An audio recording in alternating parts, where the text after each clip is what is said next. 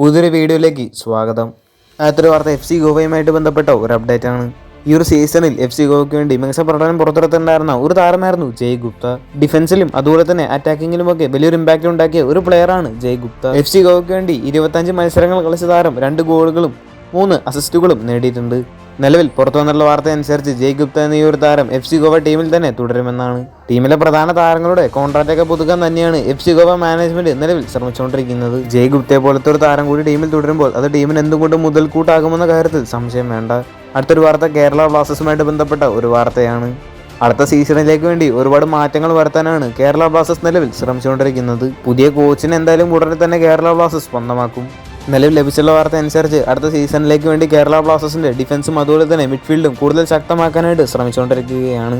ഈ ഒരു സീസണിലെ കേരള ബ്ലാസ്റ്റേഴ്സിന്റെ 2 സെന്റർ ബാക്കായിരുന്നു മിലോസും അതുപോലെ തന്നെ ലെസ്കോവിച്ചും. ഇതിലൊരു താരം മാത്രമായിരിക്കും ടീമിൽ തുടരാൻ ചാൻസ് ഉള്ളത്. കൂടുതലും മാർക്കോ ലെസ്കോവിച്ച് ടീമിൽ തുടരാനുള്ള ചാൻസ് കുറവാണ് എന്നൊക്കെ വാർത്തകൾ നേരത്തെ വന്നിട്ടുണ്ടായിരുന്നു.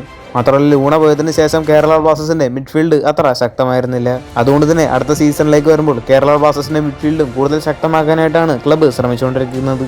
ഐ ലീഗിൽ നിന്നും ചില മികച്ച യുവതാരങ്ങളെയൊക്കെ കേരള ബ്ലാസ്റ്റേഴ്സ് സ്വന്തമാക്കാനായിട്ട് ശ്രമിച്ചുകൊണ്ടിരിക്കുന്നുണ്ട്. ഇപ്പോൾ തന്നെ ഗോൾ കീപ്പറായിട്ടുള്ള നോറ ഫെർണാണ്ടസ് എന്ന താരത്തിനെ കേരള ബ്ലാസ്റ്റേഴ്സ് സ്വന്തമാക്കിയിട്ടുണ്ട്.